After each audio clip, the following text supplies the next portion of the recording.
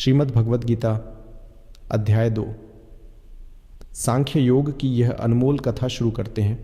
भाग 1। अर्जुन का मोह और श्री कृष्ण की पहली सीख। कुरुक्षेत्र के मैदान में अर्जुन अभी भी रथ में बैठा है। उसके हाथ से धनुष गांडीव गिर चुका है। नेत्रों में आंसू हैं, मन में द्वंद्व है, हृदय बोझिल है। वो श्री कृष्ण से कहता है, हे गोविंद, मेरे अपने ही संबंधियों को मारकर मैं क्या करूँगा? ये राज्य, ये धन, ये भोग, मैं ऐसे युद्ध से कौन सा सुख पाऊंगा जो अपने ही गुरु, भाई, पितामह और मित्रों की लाशों पर खड़ा होगा? वो और भी कहता है, धर्म और अधर्म में भेद करना अब मेरे लिए कठिन हो गया है। हे माधव, मैं आपसे प्रार्थना करता हूँ, अब मैं आपका शिष्य हूँ, आप मेरा मार्गदर्शन कीजिए। अब तक अर्जुन मित्र के रूप में श्री कृष्ण से बात कर रहा था, अब वो उन्हें गुरु मानकर समर्पण करता है। यहाँ से शुरू होती है अब भगवद गीता का असली स्वरूप। श्री कृष्ण मुस्कुराते हैं, उनकी मुस्कान में करुणा भी है और बोध भी। वे अर्जुन से कहते हैं, हे अर्जुन, तू ऐसे समय में इस प्रकार की बातें कर रहा है जो एक वीर पुरुष को शोभा नहीं देती। तू ऐसे शोक कर रहा है उन लोगों के लिए जिनका कभी नाश नहीं होता। ज्ञानवान पुरुष न मृत के लिए शोक करते हैं, न जीवित के लिए। श्री कृष्ण पहली बार आत्मा का ज्ञान देते हैं। अर्जुन, जिस शरीर को तू मारने से डर रहा है वह तो नाशवान है, लेकिन जो उसमें निवास करता है वह आत्मा, वह कभी नष्ट नहीं होती। न जायते म्रियते व कदाचित। आत्मा न कभी जन्म लेती है न मरती है, वह नित्य है, शाश्वत है, अजर है, अमर है। जिस प्रकार मनुष्य पुराने वस्त्र को छोड़कर नया पहनता है, उसी प्रकार आत्मा भी पुराने शरीर को त्याग कर नया धारण करती है। कृष्ण अर्जुन से कहते हैं, यह युद्ध धर्म के लिए है। हे पार्थ, धर्म की रक्षा के लिए युद्ध करना तेरा कर्तव्य है। यदि तू अपने धर्म से पीछे हटेगा तो लोग तुझ पर उपहास करेंगे और यह अपकीर्ति तुझे मृत्यु से भी अधिक कष्ट देगी।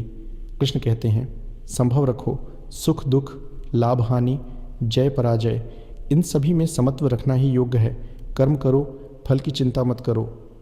कर्मण्येवाधिकारस्ते मा फलेषु कदाचन।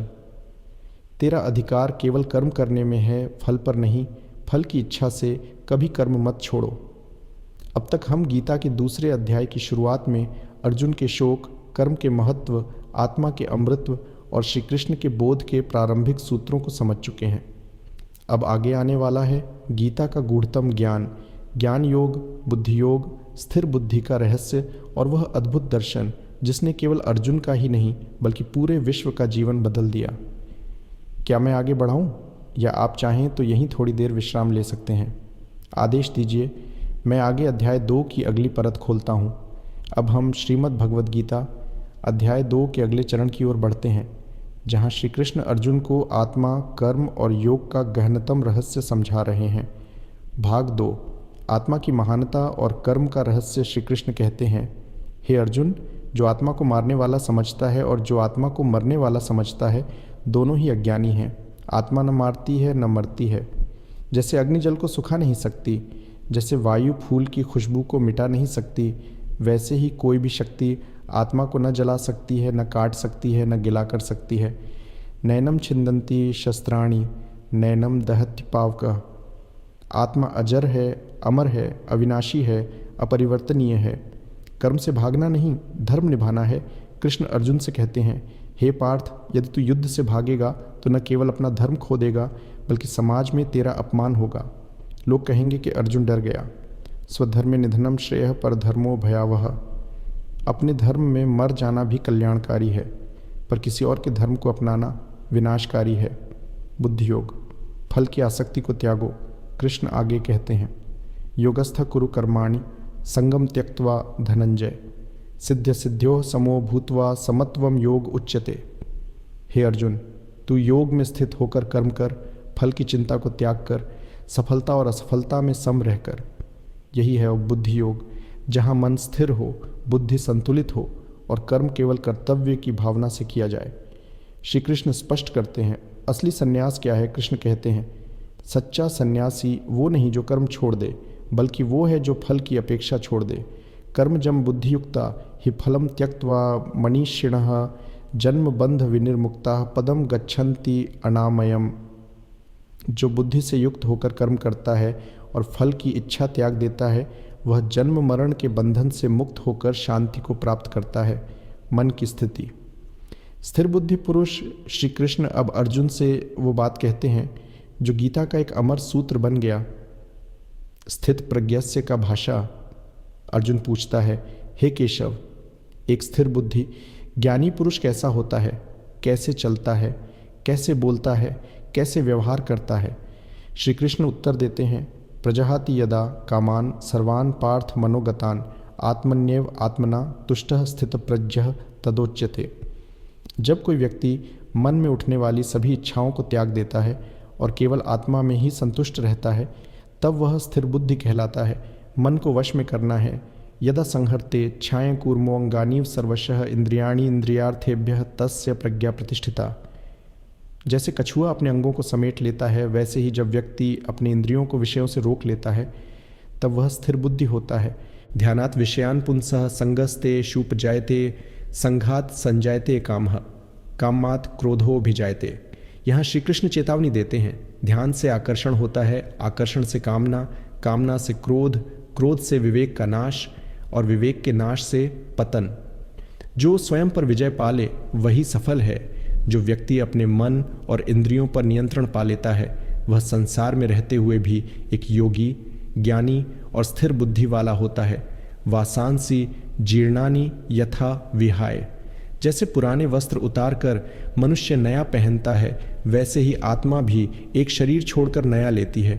तो फिर किस बात का शोक? अब तक हमने समझा आत्मा की अमृता, कर्म करने का अधिकार, फल की अपेक्षा का त्याग, स्थित प्रज्ञ पुरुष की महिमा और काम, क्रोध, मोह की श्रृंखला। यह सब केवल एक ही अध्याय 2 में समाहित है। लेकिन मित्रों, यह अध्याय अभी समाप्त नहीं हुआ है। आगे श्री कृष्ण और गहन स्तर पर ज्ञान देने वाले हैं, जहां विवेक से ऊपर उठकर ध्यान और समत्व की बात होगी। अब हम श्रीमद् भगवद गीता अध्याय 2 के अगले और अत्यंत महत्वपूर्ण चरण की ओर बढ़ते हैं, जहां श्री कृष्ण जीवन का गूढ़तम मार्ग बताते हैं।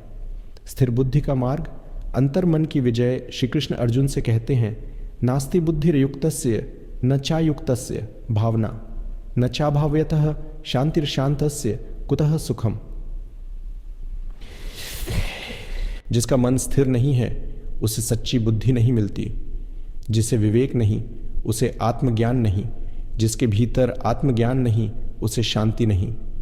और जिसके भीतर शांति नहीं उसे सुख कैसा? श्री कृष्ण यहाँ सीधा एक सूत्र दे रहे हैं, मन पर अधिकार नहीं तो जीवन में शांति नहीं, शांति नहीं तो आनंद नहीं।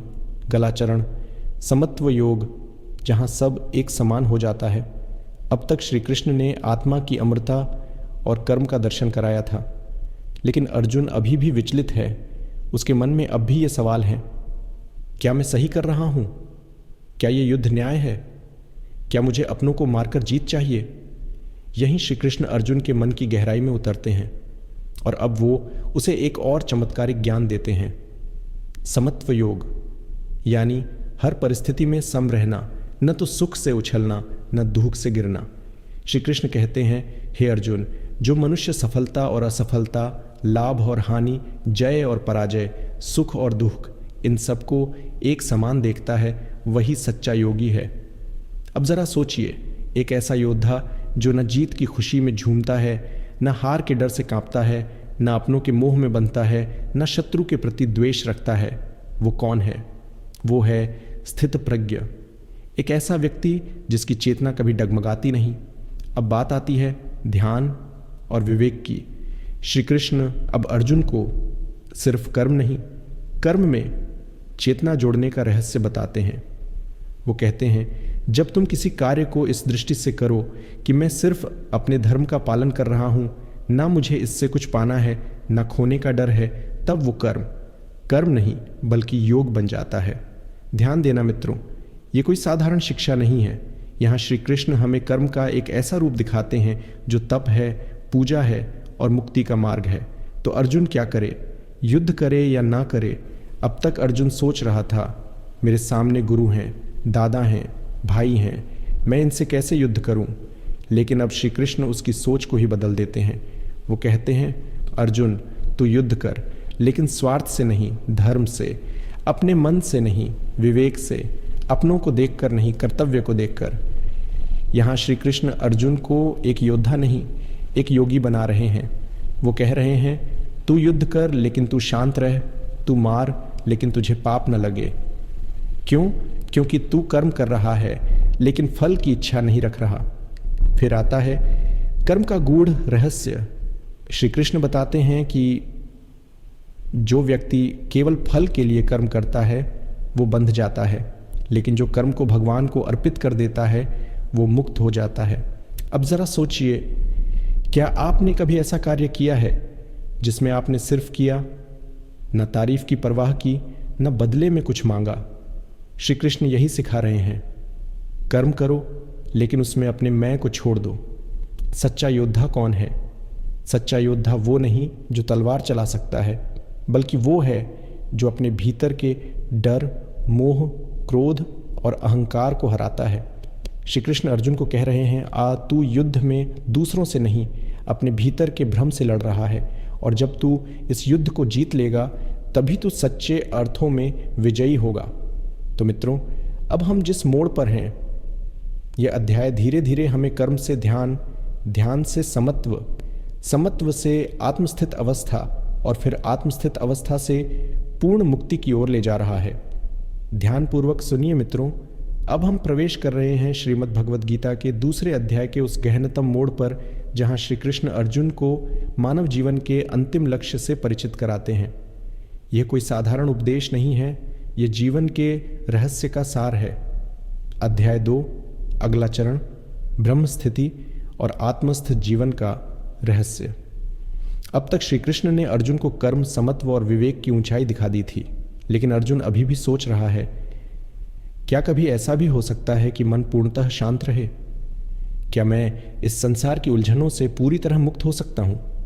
श्री कृष्ण मुस्कुराते हैं, हाँ अर्जुन, बिल्कुल हो सकता है, लेकिन इसके लिए तुझे अपने भीतर उतरना होगा, वहां तक जहां न कोई शत्रु है, न कोई मित्र, न मोह है, न ममता, न जीत है, न हार। वह अवस्था क्या है? श्री कृष्ण कहते हैं, जब मनुष्य अपनी इंद्रियों पर संयम रखता है, मन को स्थिर करता है, विवेक से जीवन जीता है और आत्मा में स्थित हो जाता है, तो उसे कहते हैं स्थित प्रज्ञ, ब्रह्म स्थिति में स्थित पुरुष।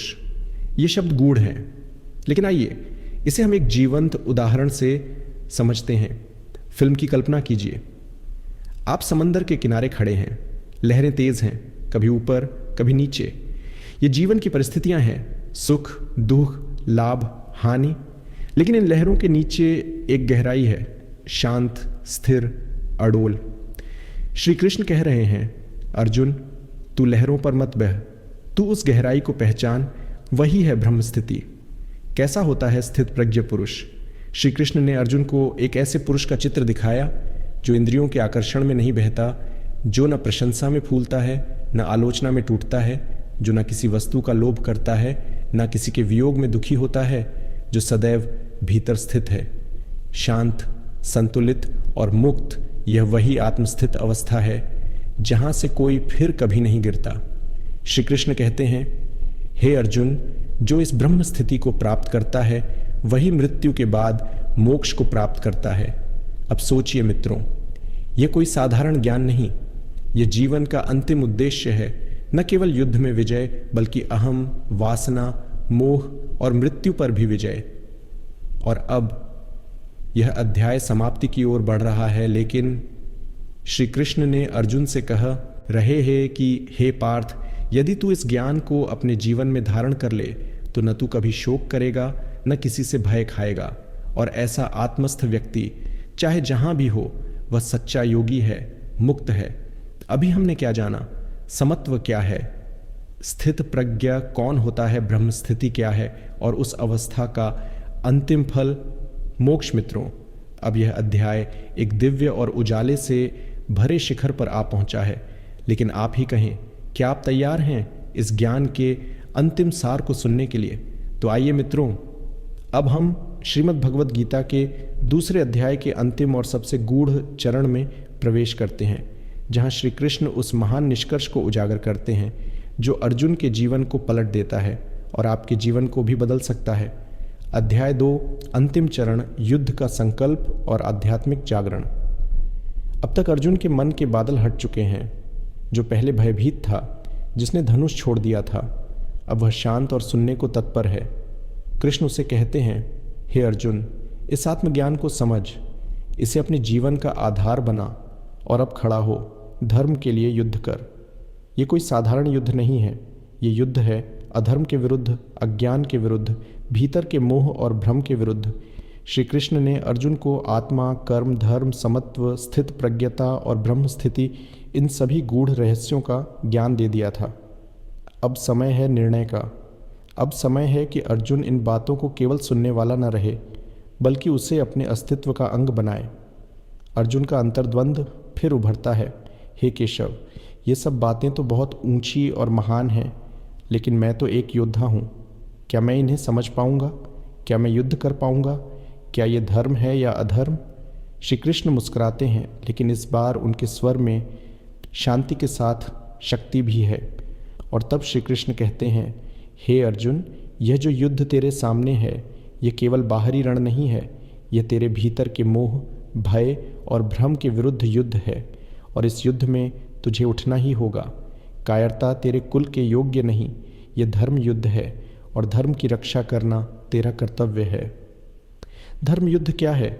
धर्म युद्ध केवल धार्मिक युद्ध नहीं, बल्कि वह युद्ध है जिसमें सत्य के लिए, न्याय के लिए और अधर्म के विरुद्ध निष्कलंक मन से खड़ा होना पड़ता है। श्री कृष्ण ने स्पष्ट किया, यदि तू इस युद्ध से मुंह मोड़ता है तो तेरा नाम भी मिट जाएगा। लोग कहेंगे, देखो, अर्जुन डर के भाग गया। और क्या तू कलंक लेकर जीना चाहता है? और फिर आता है वो क्षण जब श्री कृष्ण कहते हैं, हे अर्जुन, तू अपने कर्तव्य को निभा, कर्म कर, लेकिन फल की चिंता मत कर। यह युद्ध तेरा कर्म है, तेरा धर्म है। अब निर्णय तुझे लेना है। अब अर्जुन की आंखें खुलती हैं। अब वह पहले जैसा नहीं रहा। वह जो भ्रमित था, वह जो शोक में डूबा था, वह जो युद्ध से भाग रहा था, अब वह एक जागृत योद्धा है। जो पहले भयभीत था, जिसने धनुष छोड़ दिया था, अब वह शांत और सुनने को तत्पर है। कृष्ण उसे कहते हैं, हे अर्जुन, इस आत्मज्ञान को समझ, इसे अपने जीवन का आधार बना और अब खड़ा हो, धर्म के लिए युद्ध कर। यह कोई साधारण युद्ध नहीं है, यह युद्ध है अधर्म के विरुद्ध, अज्ञान के विरुद्ध, भीतर के मोह और भ्रम के विरुद्ध। युद्ध का अर्थ केवल बाहरी लड़ाई नहीं है, ये एक प्रतीक है। अर्जुन हम सब हैं। जब जीवन में भ्रम होता है, कुरुक्षेत्र हमारा मन है, जहाँ अच्छे और बुरे विचारों की टक्कर होती है। कौरव वे विकार हैं जैसे काम, क्रोध, लोभ। पांडव वे सद्गुण हैं जैसे धैर्य, विवेक, साहस। और श्री कृष्ण हमारे भीतर की दिव्य आवाज़ जो हमें राह दिखाती है। श्री कृष्ण अर्जुन से कहते हैं, यदि तू यह समझ गया कि आत्मा अविनाशी है, कि फल की चिंता किए बिना कर्म करना ही तेरा धर्म है और तू समत्व में स्थित रह सकता है, तो अब कोई भी तुझे विचलित नहीं कर सकता। धर्म का यही सार है मित्रों, ना भागना, ना हार मानना, बल्कि अपने कर्तव्य को समझकर उसे निर्भय होकर निभाना। इस अध्याय का निष्कर्ष क्या है? श्रीमद् भगवद गीता का यह दूसरा अध्याय हमें सिखाता है, आत्मा मरती नहीं, जन्म नहीं लेती, वह शाश्वत है। कर्म करते जाओ, लेकिन फल की चिंता से मुक्त रहो। समत्व यानी सुख दुख, जय पराजय, लाभ हानि में एक जैसा रहना ही सच्चा ज्ञान है। जो आत्मा में स्थित हो वही सच्चा योगी है और वही मनुष्य मृत्यु के बाद भी जन्म मरण से मुक्त होता है। और फिर श्री कृष्ण मौन हो जाते हैं। अब बारी थी अर्जुन की निर्णय लेने की, और वह सिर झुकाकर कहता है, प्रभु, अब मेरी मोहनाश हो गया है, मैं शरणागत हूँ, अब मैं युद्ध करूँगा। और तब श्री कृष्ण अध्याय समाप्त करते हैं एक दिव्य उद्घोषणा के साथ, हे अर्जुन, मैंने तुझसे जो ज्ञान कहा वह गूढ़ और रहस्ययुक्त है। अब तू चाहे तो इसे समझ और अपनी बुद्धि से निर्णय ले। तो मित्रों, अध्याय 2 में हमने क्या पाया? आत्मा के अमर स्वरूप को जाना, मोह और शोक से ऊपर उठने का तरीका समझा, कर्म का सही अर्थ सीखा, स्थित प्रज्ञ और ब्रह्म स्थिति के रहस्य को जाना, और अंत में अर्जुन के जागरण का साक्षी बने। मित्रों, सोचिए। क्या अर्जुन को युद्ध जीतने के लिए हथियार चाहिए थे? नहीं, उसे चाहिए था ज्ञान, विवेक, धैर्य और धर्म का बोध। आज भी जीवन में जब हम संकट में होते हैं तो ज़रूरत होती है एक श्री कृष्ण की, जो हमारे भीतर बैठा है, बस हमें उसकी आवाज़ सुननी होती है। श्रीमद् भगवद गीता का यह दूसरा अध्याय एक ही बात पर केंद्रित है, तू सिर्फ कर्म कर, फल की चिंता मत कर, स्वधर्म में स्थित हो जा, वही तेरा मोक्ष है। और इस प्रकार समाप्त होता है श्रीमद् भगवद गीता का दूसरा अध्याय सांख्य योग। पर याद रखिए मित्रों, यह अंत नहीं बल्कि एक नई शुरुआत है। और यह अध्याय केवल ज्ञान नहीं है, यह जीवन की दिशा है। अब जो अगले अध्यायों में आएगा वो होगा और भी गहरा और भी अद्भुत। यदि आप चाहें तो हम अगले अध्याय 3 कर्म योग की ओर बढ़ सकते हैं, जहां श्री कृष्ण हमें बताएंगे कि ज्ञान के बाद अब कर्म कैसे किया जाए और कैसे हर कर्म को एक पूजा में बदला जा सकता है। क्या आप तैयार हैं? अगर हां तो बस कहिए और हम शुरू करेंगे श्रीमद् भगवद गीता का तीसरा अध्याय कर्म योग। दोस्तों, अगर आपको हमारा प्रयास पसंद आया हो तो आप हमारे इस वीडियो को लाइक अपने दोस्तों परिवार के साथ शेयर कीजिएगा और हमारे इस यात्रा के हमारे साथ रहिएगा और हनरे चैनल को सब्सक्राइब ज़रूर कीजिएगा, जिससे आप और हम आपस में जुड़े रहे। आपको बहुत बहुत धन्यवाद इस वीडियो के अंत तक सुनने के लिए। जल्दी मिलते हैं हम अगले अध्याय 3 कर्म योग में। तब तक के लिए ऐसे ही मुस्कुराते रहिएगा, स्वस्थ रहिएगा। जय श्री कृष्ण, राधे राधे।